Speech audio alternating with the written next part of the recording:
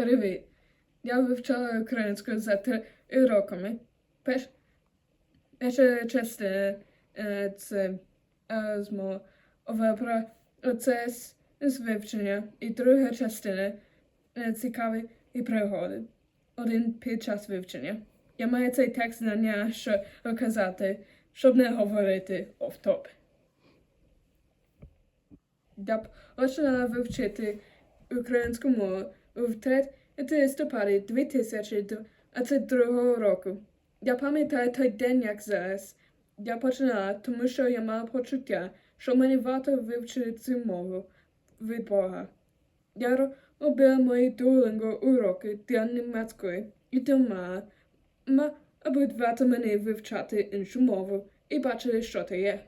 Я дивилась список мов на Duolingo, перше на есперанську, тоді на арабську і нарешті на українську. Я мала особливе почуття до української. Я зробила кілька Duolingo уроків, писаючи нові слова без транслітерації. Після уроку я писала українську абетку з транслітерацією. Це також був перший раз, у якому я бачила міжнародний фонетичний алфавіт МФА. Кілька днів після того мама купила блокнот для мене, і я починала вивчити нормально. Я перше робила уроки української на сам день, як німецької, але я реалізувала, що це занадто роботи для мозку. Для уроку я написала дому дня, пізніше біблійне вишня. Зробила кілька уроків на Duolingo і дивилась відоси на YouTube про граматику і слова. У лютому 2023 року я мав першу розмову українською. Я просто казала, як справи і привіт.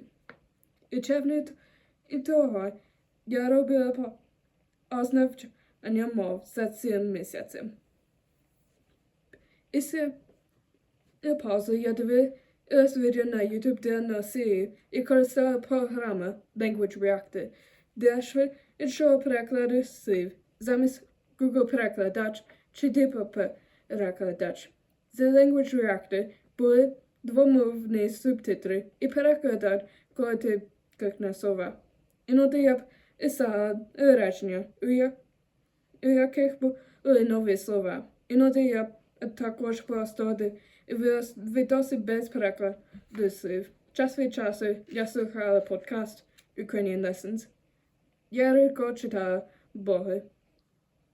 Навколо цього часу я мала розмови з дівчиною, яка не розмовляла англійською. Її звати Анастасія. Ми стали хорошими друзями дуже швидко. Я також почала робити фізикальні флеш-картки. Після коли я закінчила Duolingo курс, почала слухати більше Ukrainian Lessons.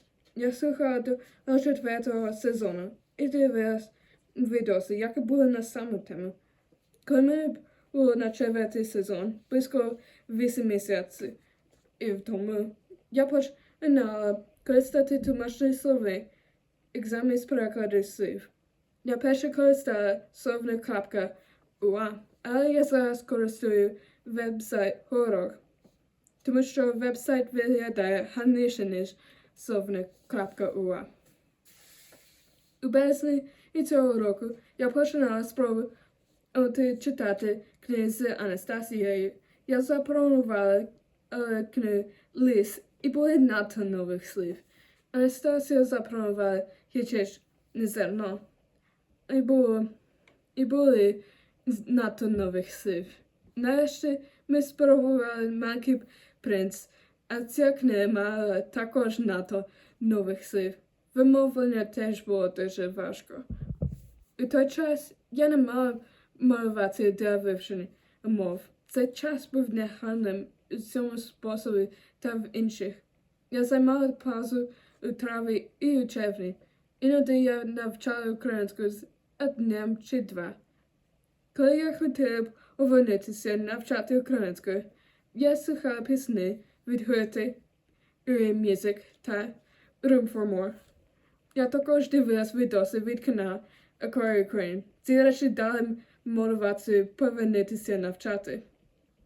Після того я дивлюсь відоси на Ютубі, іноді писаючи нові слова. Іноді я слухала подкаст Ukrainian Lessons. Анастасія я зустрічала нормально знову. У липні я робила флешкартки через Анки, і це легше. Це абсолютно краще, ніж фізикальних карт.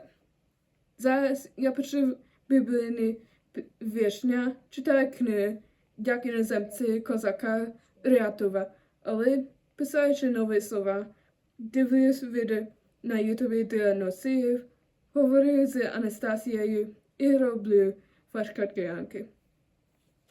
Це зараз особливо вітати, але пригоди. Перша історія, як я зустрічала Мар'яну і Анастасію. Я стрибала на лижах за спортом. Я знайшла, як розмовляла мову, як і звичай, як українською. Я запитала маму, що вона питає ці люди, чи вони розмовляють українською чи ні, тому що я боялась говорити з новими людьми, і вони розмовляли українською. Їх звати Мар'яна, Андрій та Данило, і вони ж круті.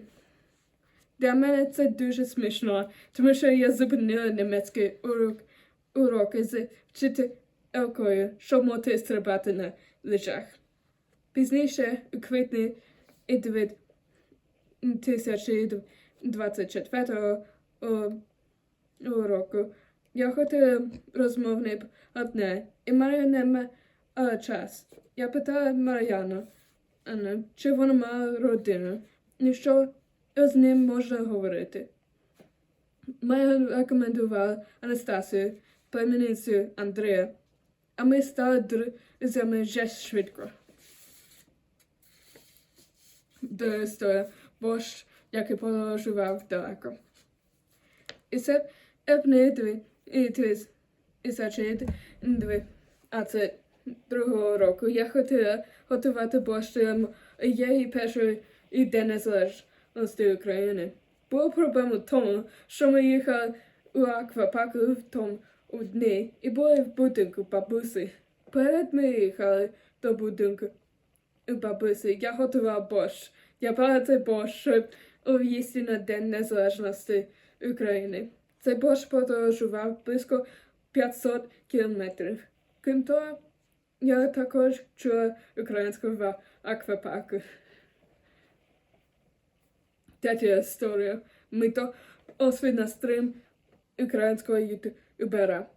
У квітні 2024 року я дивилась ютуб як нормально і бачила, що ютубер Саня Майнкрафт стрімував і був на сервері Diamond. Я була ці україномовні сервери і кілька разів. Тоді я пішла сервери і телепортував до нього. Я бачила себе на відео. Я не робила нічого корисного, але я отримала другу найкращу лаву в сервері Matrix безкоштовно від ютуберів.